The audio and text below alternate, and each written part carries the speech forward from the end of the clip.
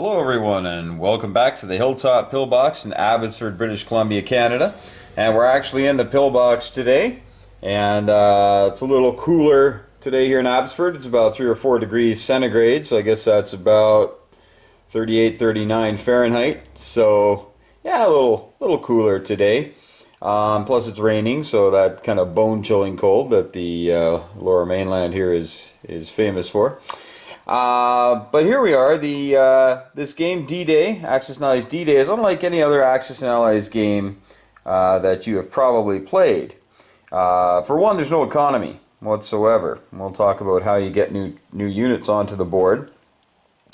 Two, the Axis have no air force whatsoever. Three, there's abstract bombardment, which is kind of fun. 4, it is I won't say a card-driven game, but there are order cards here that you use that tell you what to do each and every time. You start to figure out the system after a few rounds. But don't take too long because you only have 10 turns to complete this. If you have not achieved your objective as the Allies in those 10 turns, then the Germans win. And what is your objective? Well, you want to take Caen, Saint-Lô, and Cherbourg. Alright, you want to take those 3 cities. And you might be looking at the board here and saying, hey, what's going on there? You got Americans and Germans in the same spot, and over here you got British and Germans in the same spot. Well, that's going to happen because in this game, kind of like 1914, you just do the 1 round of combat. Alright, so you just do 1 round of combat and that's all you get. So you can definitely end up with a stalemate. You don't retreat if you don't kill everybody off. You just stay in that zone and it's contested. So when you take Cherbourg, Saint-Lô, and Caen, they can't be contested. You must own them outright. Alright, so what's going to happen here is as you storm the beaches, we can see that Omaha is really loaded up, trying to kind of give the feel of what went on that day. It was heavily fortified, but it was also not the greatest landing, as we know. A lot of the tanks that were supposed to follow did not make it. Most of them got swamped. They got released too far out into the water and got swamped by the waves and whatnot, and so as you can see there's no armor coming in here. The British on the other hand were able to bring in their D-Day amphibious tanks much closer to the beach and therefore actually survived getting up onto the beach and were able to help concentrate fire onto the pillboxes and the bunkers. So they've kind of taken a look at that, and I think they've just beefed this up a lot more. It really wasn't manned as heavily compared to these. I mean, Juno Beach, you got 1 guy in a bunker, and over here you got 2 bunkers, 4 guys, and 3 artillery. And so what they've done though is they've just said, you know what, it was easier to defend here because it was a higher climb, and also just no tank support. So Americans have a bit of a tough go of it early on, but you do have the Air Force, and we'll get into talking about what the Air Force can do. But as you lose guys, as you storm these beaches, you start to lose guys, and you can see there's not a lot here, right? There's not a lot there, and it'd be a pretty short game if if the Americans couldn't bring any armor onto the beach and any more troops onto the beach. It'd be over pretty quickly because the Germans have quite a bit of punch coming. But the way you bring units on is at the proper time when the cards tell you. You're going to roll a couple of dice, and you're going to bring in units from left to right and top to bottom for the Americans, and it tells you right there where they can come on. Okay, so the first wave can come on, it says here at Utah Beach. Then the next group's at Omaha Beach, and then the last 4 are any U.S. beach. Okay, you can bring them in wherever you need to. And then you have the British, and the British bring it into any UK beach that you want to. So wherever there's a need, you bring them on. Okay. Now there's more American stuff coming on by far. And so the British have to be a little bit more careful with their stuff. Okay. The Germans, on the other hand, are bringing in a ton of stuff. But as we can see, we have the Rennes or Rennais or Chartres, and here we have the Rouen or Chartres. All right, these are the places you can bring them in. So if you're wondering where they are, Rouen, these two spots in the corner, Chartres, right there, and Rennes or Rennie, depending on who you are those two right there. So that's where these things will come in. Well, how many do you bring in? Well, you just roll a couple of dice. So for the Americans and the British, you roll 2 dice each, and you bring in those guys at those spots. For the Germans, you're going to roll 2 dice for the left side, and it travels all the way down. And then you're going to roll 2 dice for the other one as well. Now, the one thing you're going to notice is that the Germans are going to have a lot more armor very early on. And it's not really fair, because they already start with 5 tanks on the board at the start of the game, which might not sound like a lot, but when the Americans have none and the British have 3, which can disappear in the first wave thanks to the blockhouses, then it's you look at this and you say, well, holy cow, they could bring on, if they roll decently, they could bring on 8 tanks. And if we look at what the Americans can bring in, again, their tanks are kind of floundering out in the water, so there's no tanks. If you roll a 12, you would get nothing, because 12 is the top 2 rows. You got to roll for the next round.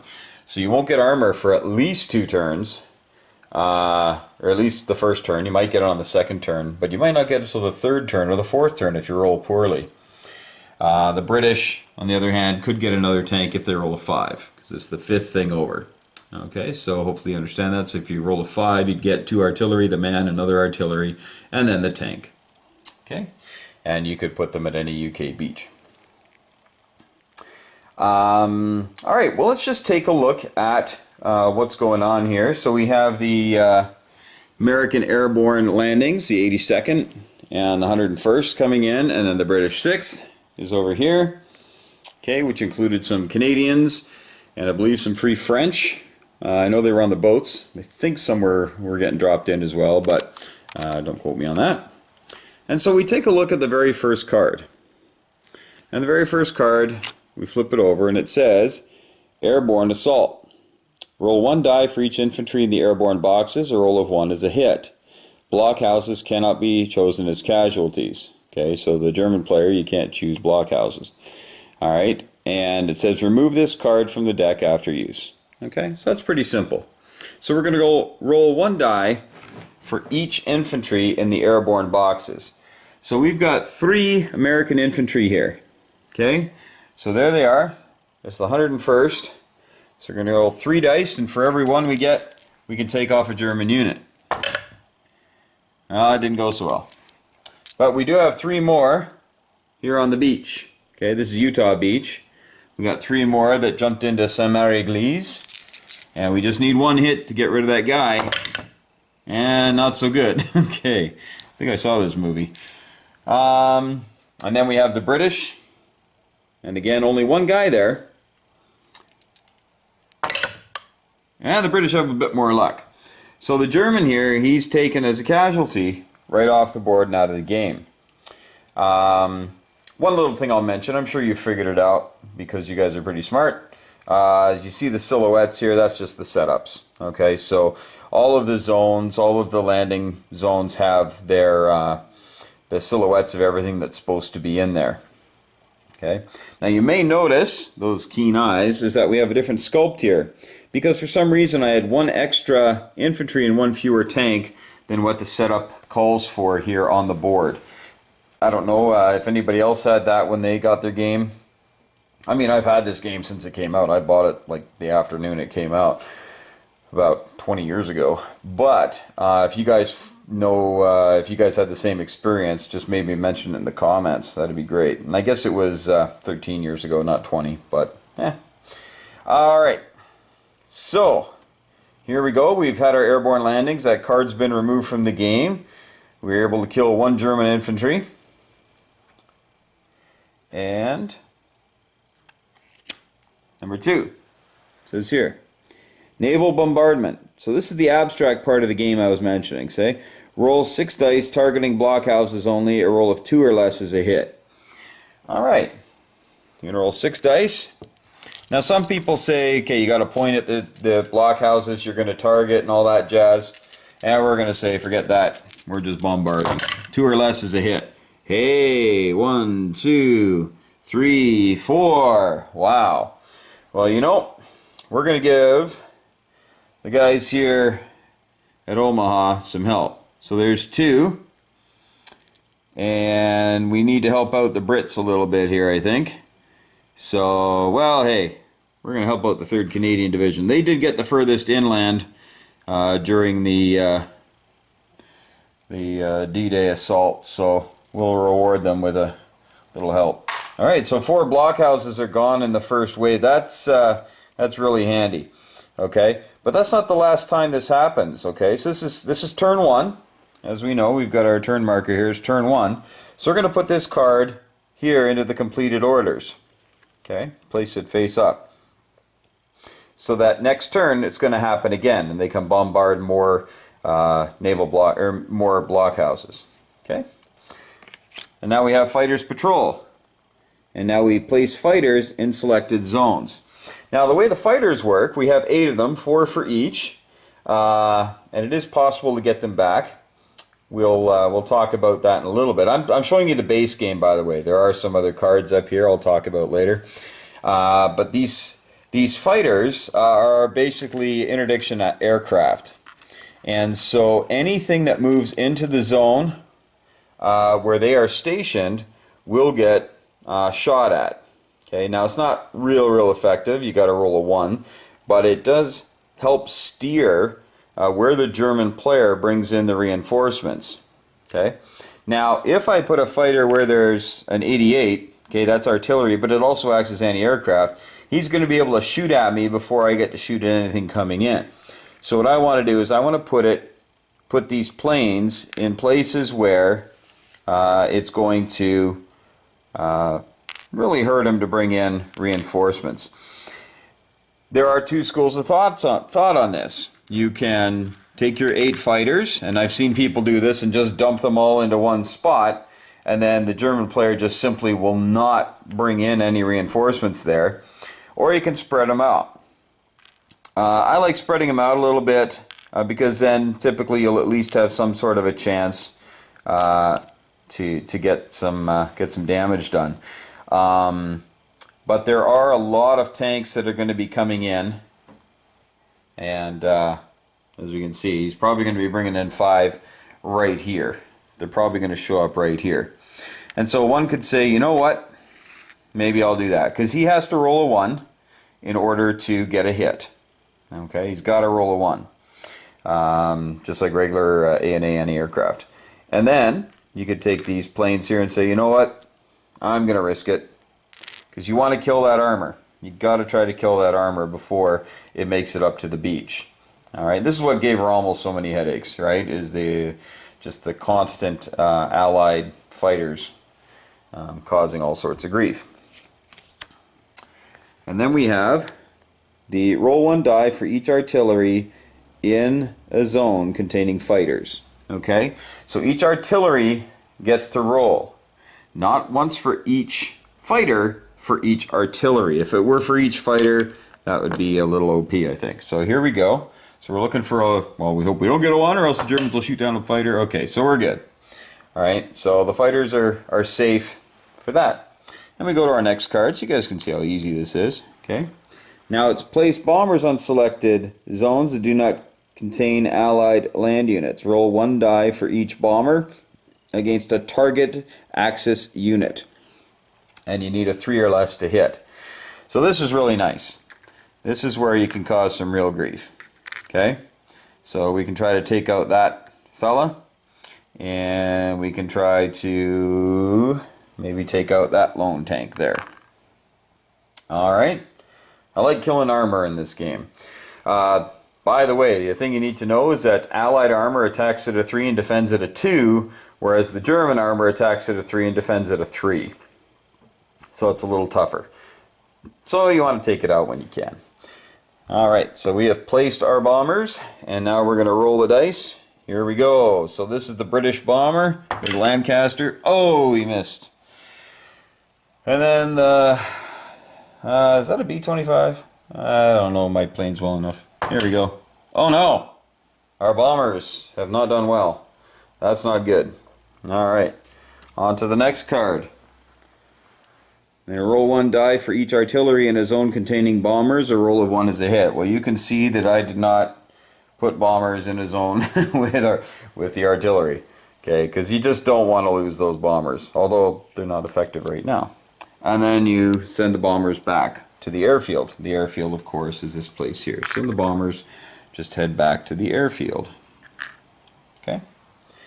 So you can see how you'll get to know this as we go along.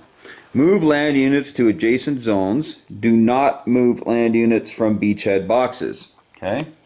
So the only troops that we have right now are the infantry. Okay, the airborne infantry that have landed, and there really is not a lot of space for them to go. And yeah, there they are. And it's important to know that, you know, the infantry was there, and it was there trying to you know, support, you know, cut lines of communication, cause confusion, do all those sorts of things. Okay, but you want to make sure that when you move into a zone that you realize that you could be there for a long time. Okay? Because in this game, when you're in a zone with other land units, you can't leave until they're destroyed. Okay? So in that sense, you know, if the Allies ever do get some guys free, they can really tie up the German reinforcements by just sprinkling guys all around, and as the Germans move in, they can't move through, they can't leave until they kill everybody, and that can really slow them down. Conversely, the Germans are doing the same thing. Okay, so keep that in mind. That's important to remember. Okay. One note I do have to say, I forgot about this just now, is the most units you can have in a zone is 8. Okay. You can't have any more than 8 in one zone at one time. So you can see the Germans here at Omaha have 8, and the Allies have 8, and if they all land, which they will because the blockhouses are gone, that's all you can have. You can't put any more. So things can get clogged up on the beaches. So just kind of real life there. So here we go. Now, a blockhouse can fire on the beachhead box connected to its zone. Roll 1 die for each blockhouse against a target Allies land unit. 3 or less is a hit. Okay, so we'll start with the British over here, and we have 1, 2, 3. So we're going to have 3 shots going into that zone, and we're just going to say the German player would definitely then kill the tank, then the artillery, then a man. So a roll of 3 or less is a hit. Okay, so only 1 hit, but right there goes the British armor, and it's out of the game. Okay, did not make it. The next blockhouse is just a single shot here, but could take out the other. Yep, took out the other British tank. Only 1 British tank is surviving. All right. And now, sorry folks, I'm just checking out one little thing. I want to make sure I get it right.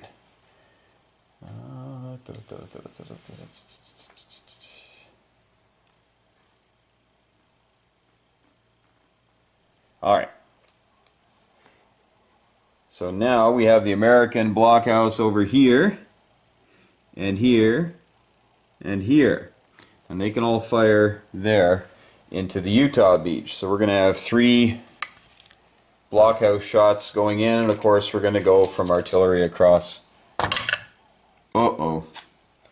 2. Alright. So 1, 2. So they're gone from the game. You can see there's other blockhouses, but they have no shots into any sorts of beachhead zones, beachhead boxes. Okay, the next card is move land units from beachhead boxes to adjacent zones. Okay, so these guys just go in.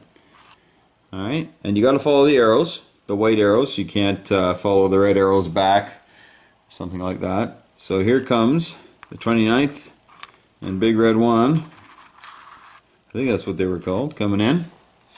And the British, the 50th, coming in. And the Crazy Canucks. And some more Brits coming in.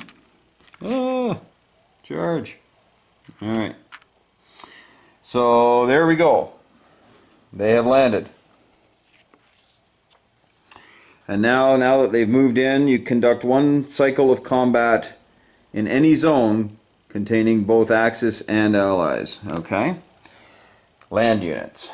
So, of course, there will be no battle here because there are no Allied land units. Okay? Here we go. So we are going to take a look here.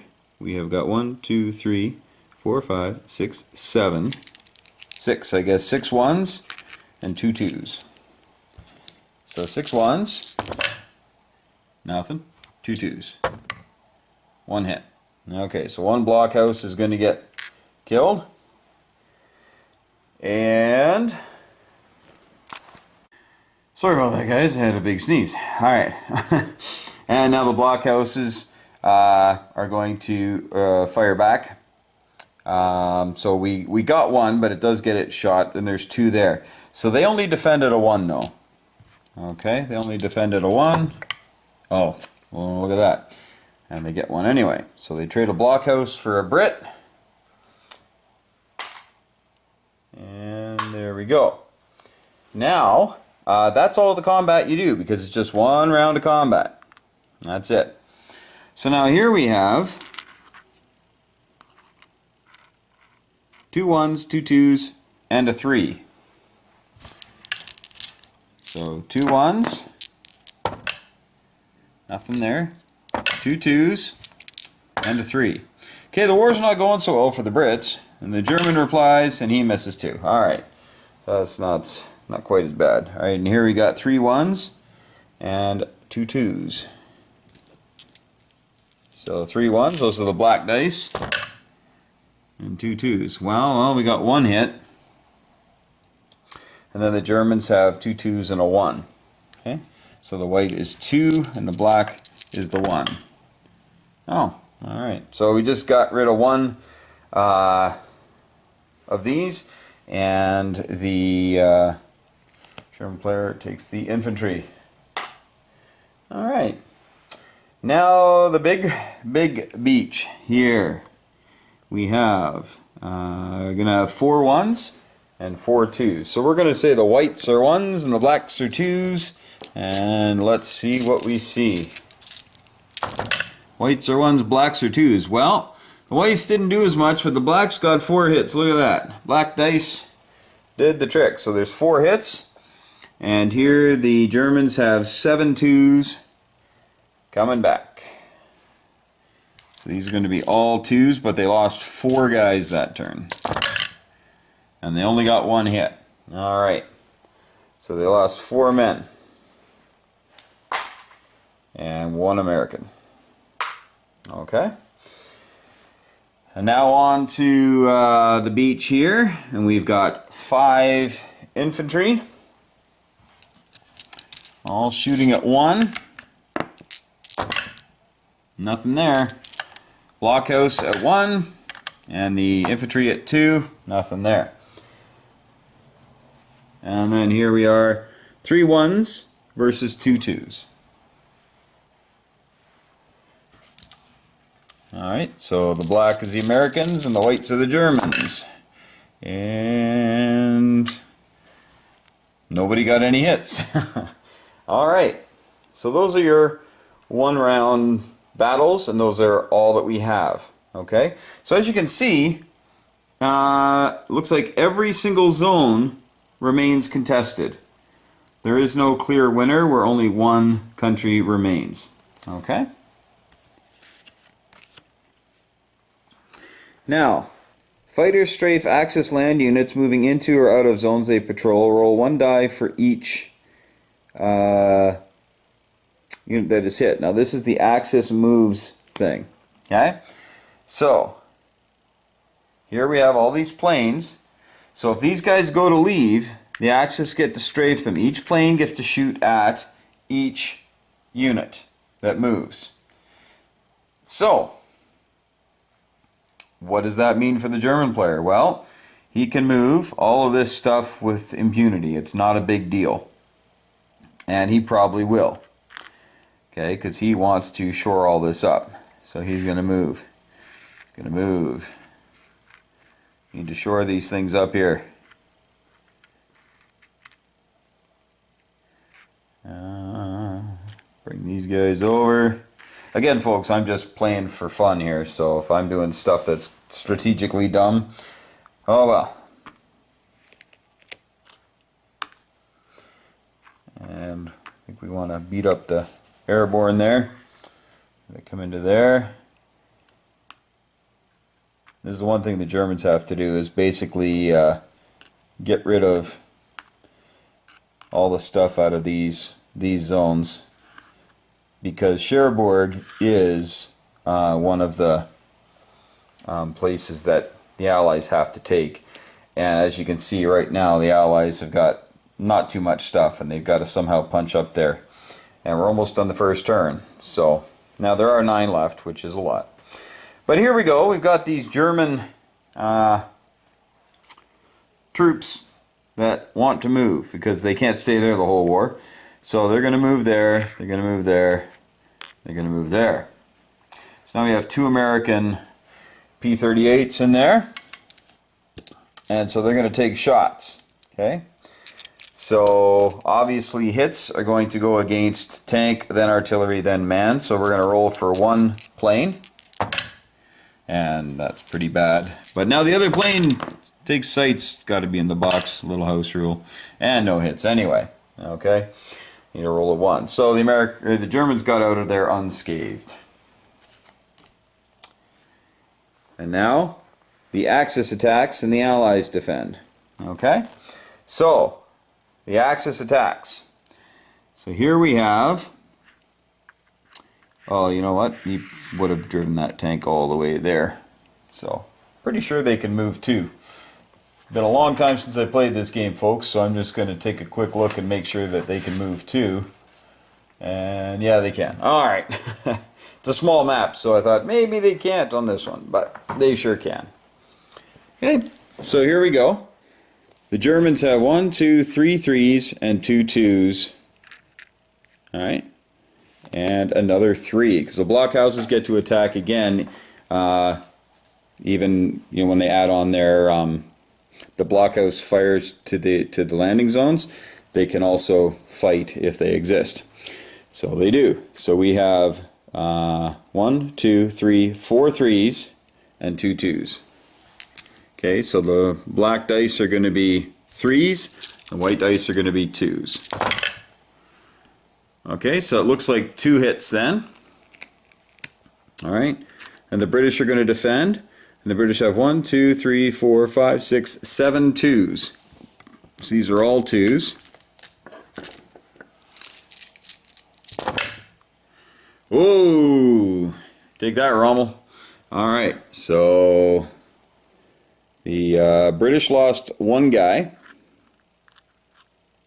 Or was it 2 guys?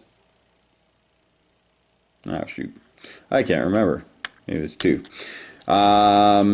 I'll check when I do the tape later. And then here we have 3 hits against the Germans. So it's going to be 1, 2, and 3. We'll take the odd tank out. Alright? But again, it's still contested here, despite how many hits we've got. Okay, I went and checked the tape, and yeah, it's 2. Got to do a better system than that. All right, so here is our next battle, because again, just one round of combat. We have 3 twos for the Germans.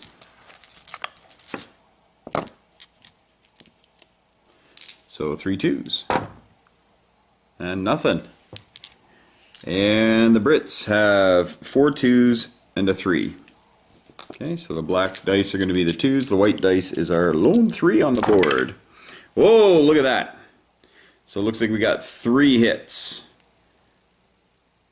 Oh. Yeah, that's right. Alright, thought we were attacking there for a second.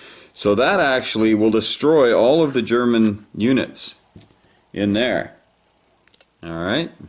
Makes up for our bad aircraft performance so far. Alright. And then here we have the German attacking with a 1 and a 3.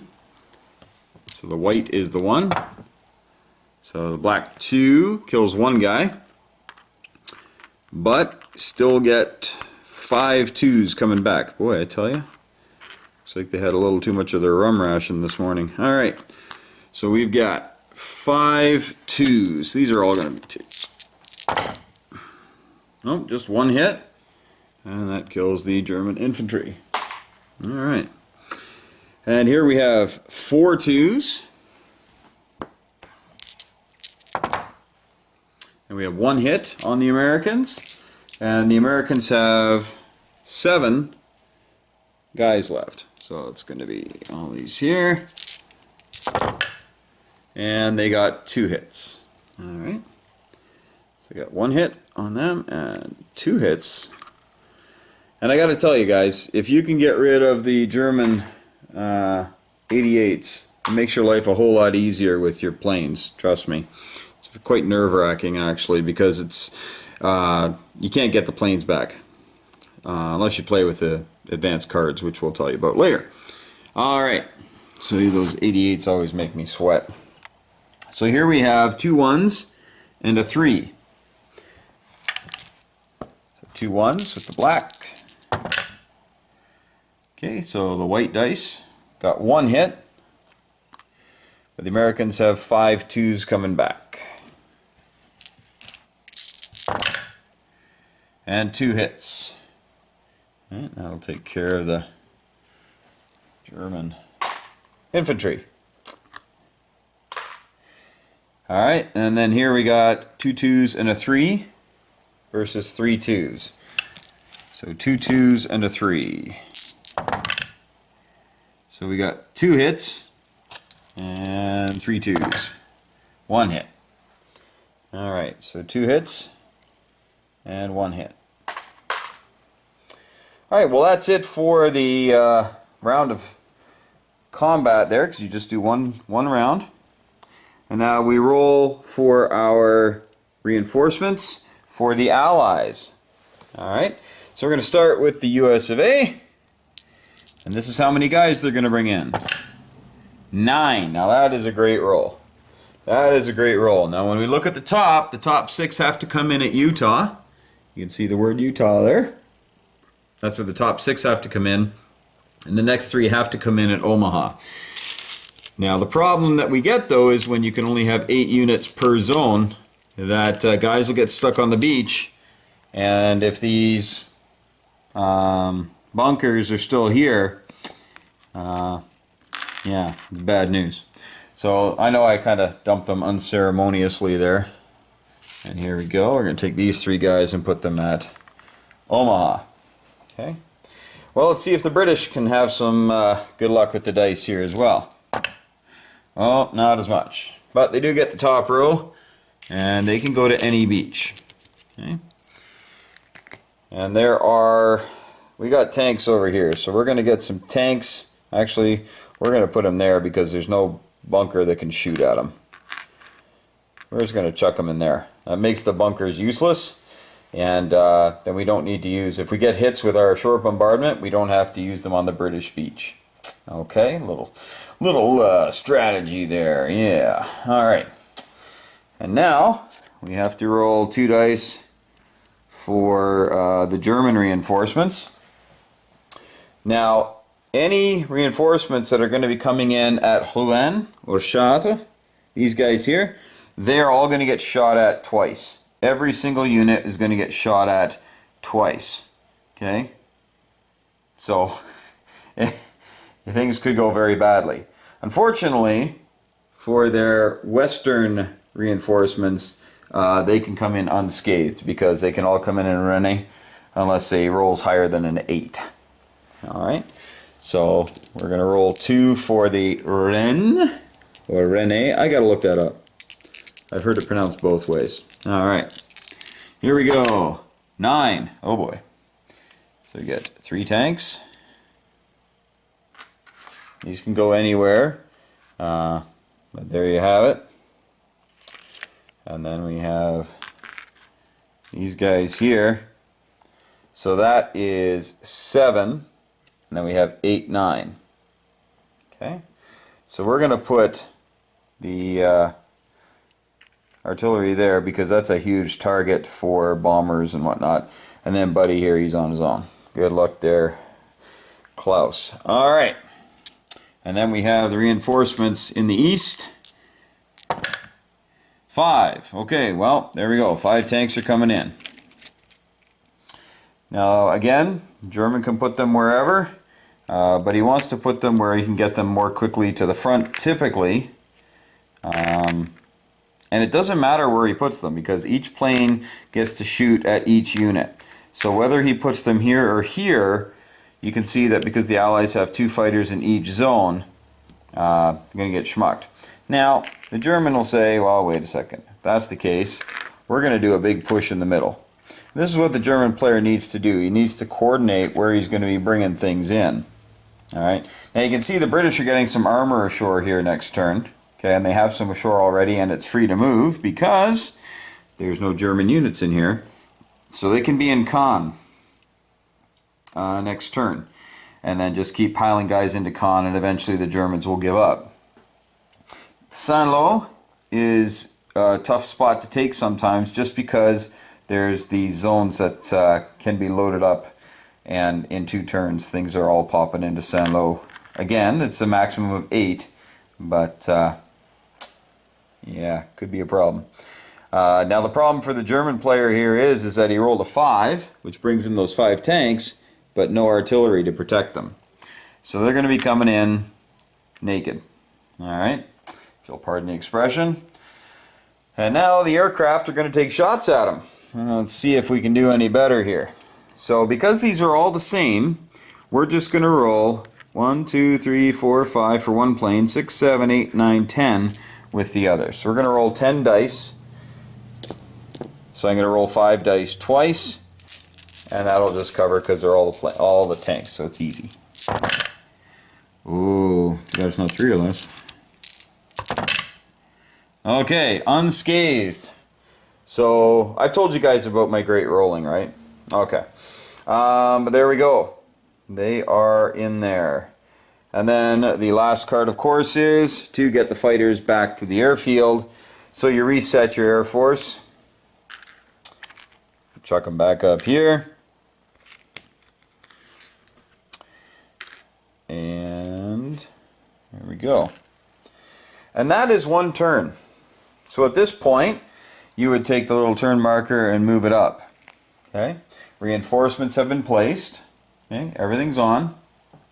And we're ready to go for the next round. So you would take this deck, simply take it like this, turn it over. Whoop, simply, yeah. Watch me be simple. Here we go. There. And you just start flipping them over. So we start again with the naval bombardment. Start bombing crap out of those blockhouses again. And as you can see, the only blockhouses that remain on the British beach here can't shoot anything because there's nothing there. So they're not really a threat. So any hits we do get, we would definitely apply to the Utah beach blockhouses because there's still 3 of them there that are causing grief. Okay, so we're just going to do that just for fun. But that's all I'm going to do for shooting there. So here we go. 2 or less. Come on now. Alright, well, we took out 1 blockhouse. And we're going to take out this one here because that allows these guys to then move. Okay, now it's empty and they'll be able to move because they move before the Axis forces do. So that's the game there, folks. That's a whole turn and a little bit. I'm going to tell you a little bit about some of these other cards. There's fortune cards. Now, fortune cards, you're supposed to intersperse with all of these action cards, okay?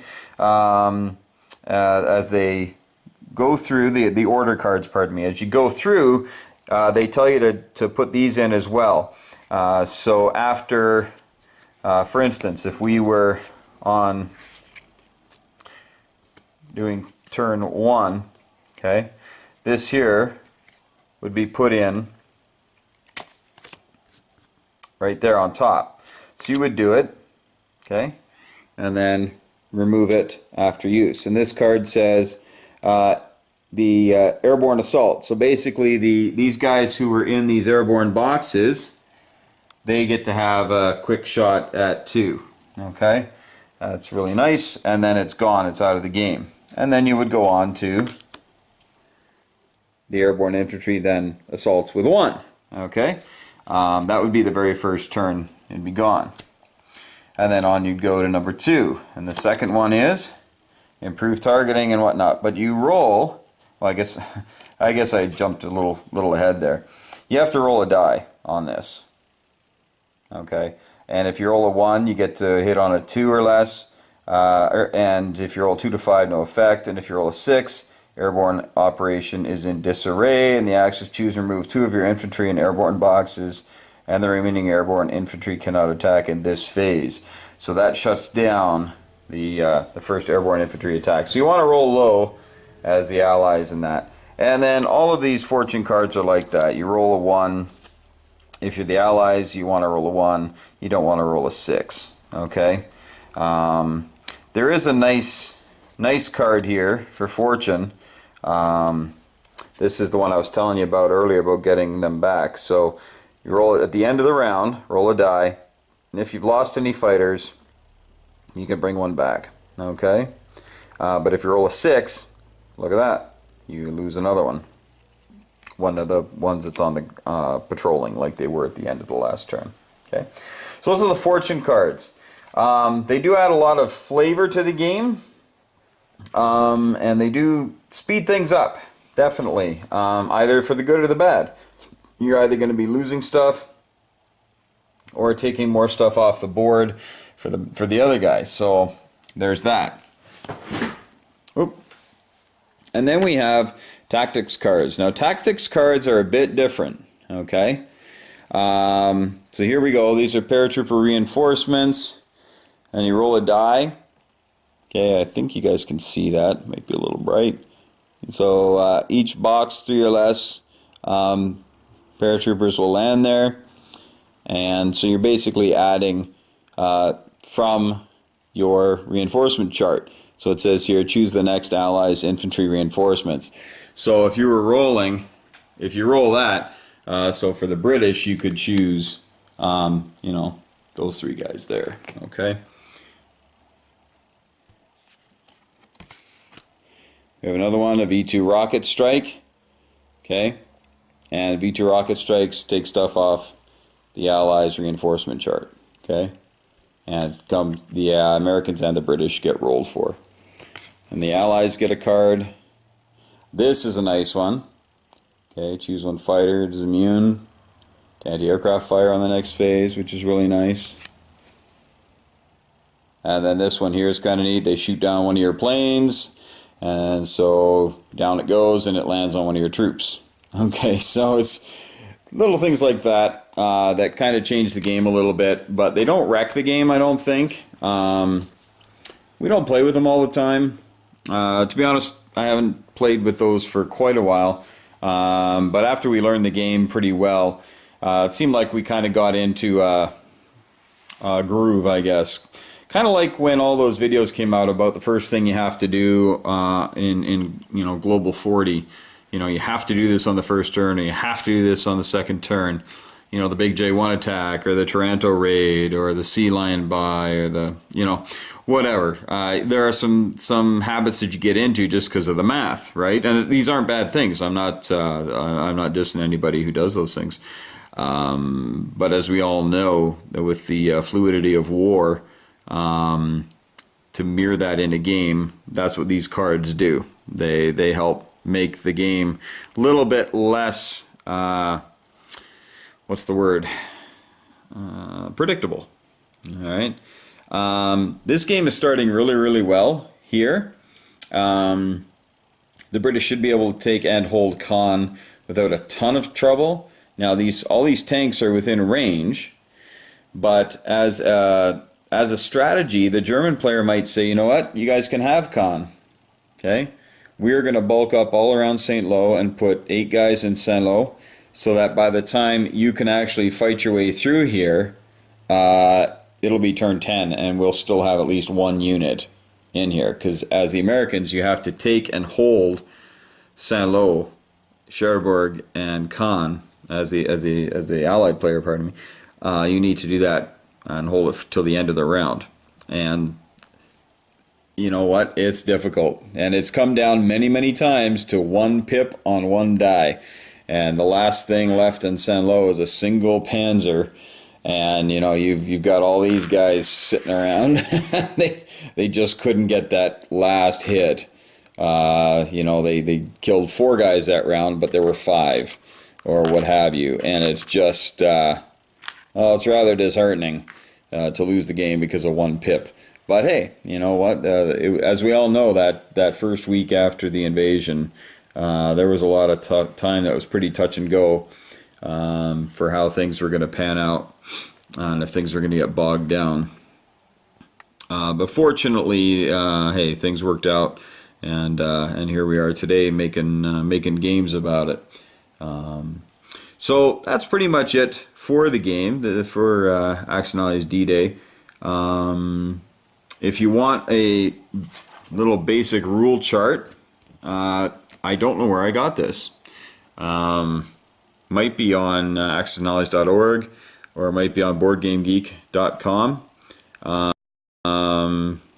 Could be there's a website or a guy makes called I think it's called Universal Head or something like this, and it makes little 1 sheet rules or 2 sheet rules about a lot of your favorite games, and breaks them down into their basic components. So those things are really handy to have. Yeah, that's pretty much it. I really appreciate you guys watching, and you know, hopefully you got a few little strategy tips here as you see how things work. It was a fairly typical first round, to tell you the truth. Usually there's at least 1 hit by the fighters. That was a little disconcerting. Or the bombers at least, but I got nothing there. But taking out 4 blockhouses on the first round and then 1 in the second, that's about average. You take between 2 and 3 every round typically out of your 6 dice. So that's, you know, it's the luck of the dice, like all Axis and Allies games. You can't predict it. Your dice rolling for bringing in reinforcements.